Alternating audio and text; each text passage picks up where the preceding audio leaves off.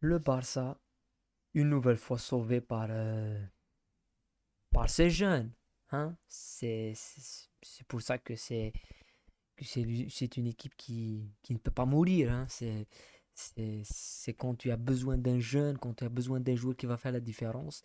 Il y a un gamin qui va sortir de nulle part et qui va exploser les écrans. C'est le fruit de la formation, c'est la Masia, c'est toute cette histoire. C'est Messi, c'est Xavi, c'est Iniesta, c'est Busquets, c'est Gavi, c'est voilà, c'est ces joueurs-là qui ont fait et qui feront l'histoire du Barça à l'avenir. Ce soir, c'est la soirée de Marc Guiu qui vient de nulle part, que personne ne connaissait avant même qu'il rentre. Au moment sur lequel Xavi le fait rentrer, j'ai lu son nom, j'ai rigolé, je me suis dit, voilà, le Barça va lancer un jeune.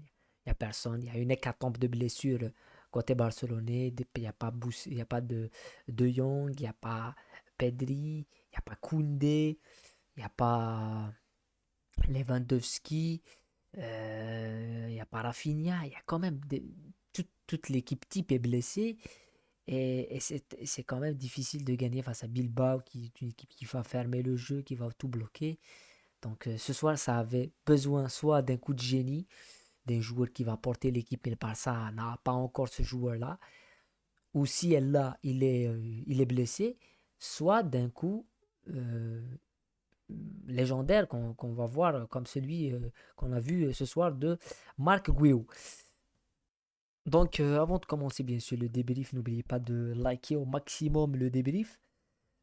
Puisqu'il y a la Champions League qui va arriver, on aura une nouvelle fois le temps de parler de la Ligue des Champions. Mais ce soir, on va parler du Barça. Et de ce match-là, le Barça revient à 3 points du Real de Madrid. On avait débriefé hier le match nul du Real à Séville. Euh, Ce soir, il y a trois choses qui,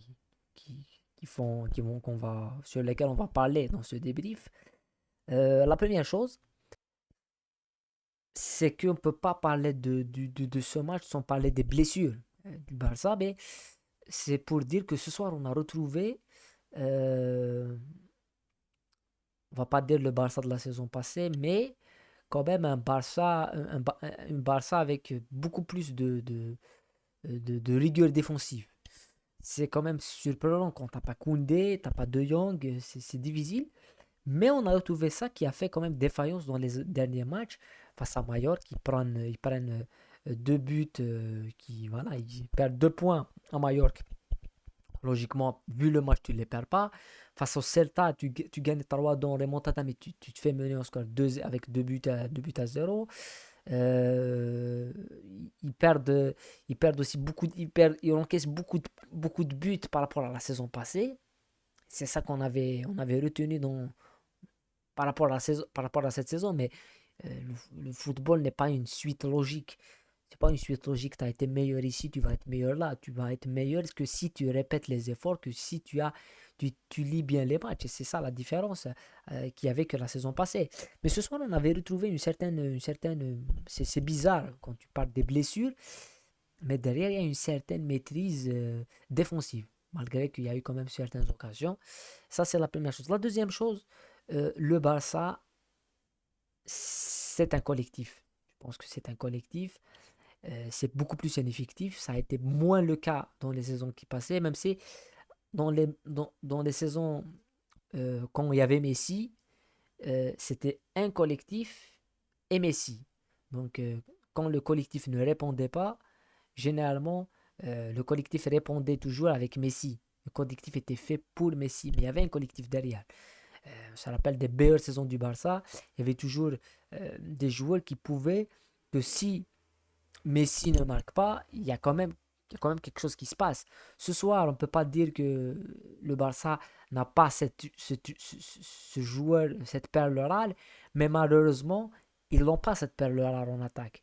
Et même quand Lewandowski il est là, on l'a vu dans beaucoup de matchs, il ne met pas les buts, il est très très très très, on va dire,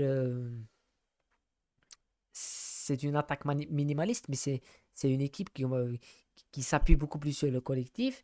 Et ce soir, quand tu vois la manière avec laquelle Bilbao a bien défendu en bloc médium avec Valverde qui a bien fermé les jeux, il a poussé sur les côtés du Barça en fermant les côtés avec Félix, malgré que qu'il fait un bon match et Yamal. Euh, Seul un coup de génie d'un joueur devait venir, pouvait venir et sauver le Barça. Ils n'ont pas ce joueur de génie. Et la troisième chose, le troisième point qu'on va dire, c'est que le Barça est sauvé par ses jeunes, et c'est ce qu'on a dit en début. Marc Gui qui rentre et qui épate, qui éclate la télévision avec sa première balle, son premier ballon touché ses buts. Et c'est la belle histoire. Après, il a 17 ans, le jeune. Euh, Vu sa finition, j'espère qu'il aura un avenir au Barça. Parce que les joueurs qu'on a vus avec qui rentrent et qui marquent, mais lui quand même, il rentre premier touche but. Je pense que ça fait des années qu'un attaquant, et on a vu des attaquants au Barça qui rentrent. Le dernier c'était Fatih, hein. Même si Fatih a explosé les écrans, hein. Lui aussi il a explosé les écrans quand il est rentré. Mais il a marqué cette semaine Fatih avec Brighton face à Manchester City. Il a fait une très très belle rentrée. J'espère que ce joueur Gui devra jouer et jouer encore plus de minutes et avoir beaucoup plus de minutes de jeu et s'imbriquer dans le système comme le font les Fermin Lopez, comme le fait Yamal, comme l'a fait Gavi avant et tout. Il a sa place, c'est un buteur que je pense qu'il a l'instinct du buteur, vu la manière comment à laquelle il marque le but. Et c'est un joueur qui a le Barça dans son cœur. Quand tu vois sa joie quand il marque, il est plus content que le Barça a gagné que lui qui marque. Parce que ce soir, et c'est ça pour laquelle les joueurs pour lequel on s'appuie sur la formation et l'amour du club. Gui ou Gavi, tous les enfants du club, s'il marque, c'est bien. Si le Barça gagne, c'est mieux.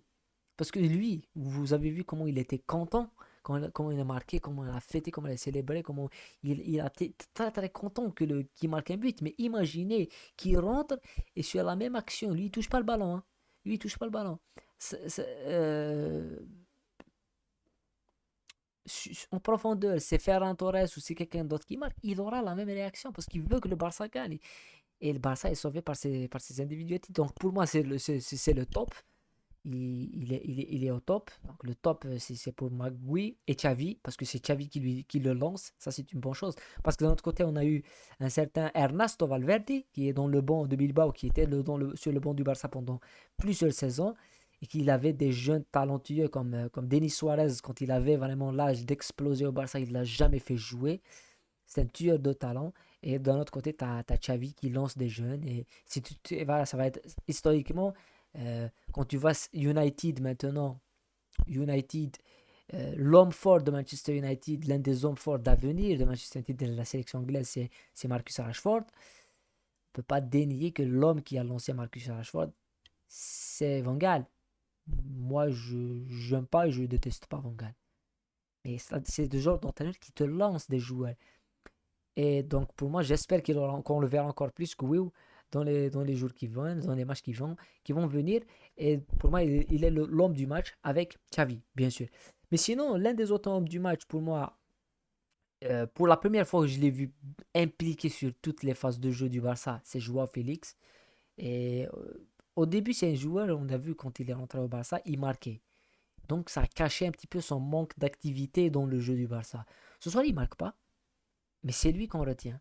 Ça veut dire que on peut faire un grand match sans marquer. Et généralement, maintenant, vu que voilà, l'ère des statistiques, si tu marques pas, tu n'existes pas, Félix, ce soir, il marque pas, mais il fait un match plein. Dans le jeu, dans la récupération, dans l'utilisation du ballon et dans la manière avec laquelle il a fait respirer le Barça. Et ça m'a plu dans le demi-espace. Il a été assez costaud. Ter Stegen aussi, il a fait quelques bons sauvetages où il a calmé le jeu. Côté Bilbao, je retiendrai vraiment pas quelqu'un sur l'autre. Je pense que Unai Simon a fait aussi un match plein, le gardien du Bilbao. Mais voilà, c'est une victoire extrêmement importante. À une semaine du Classico, on aura une vidéo spéciale Classico qui va venir à la veille du Classico pour parler justement de qui sera là, qui sera pas là, comment ça va se jouer. Mais en tous les cas, ça serait un match extrêmement plaisant à jouer. Ça serait sûr et certain si, bien sûr, le Barça récupère ses joueurs. Parce que si le Barça joue avec l'équipe de ce soir, je pense que le Real Madrid va gagner. Parce que ce soir, Bilbao a quand même tenu vraiment tête et pouvait aussi faire mal au Barça. Mais Le Barça, c'est le Barça. Il y a des jeunes qui sont lancés. Et voilà. Euh, voilà, on va plier un petit peu la page des championnats pour se consacrer à la Champions League.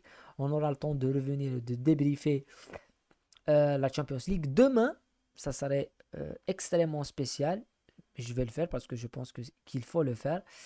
Demain, pour le moment, j'ai pas, on a débriefé certains matchs, certainement, comme Arsenal, Tottenham et tout, mais demain, en Premier League, on va débriefer Tottenham Fulham, un derby anglais qui peut redonner la tête de la Premier League à Tottenham, qui seront tout seul en leader de Premier League.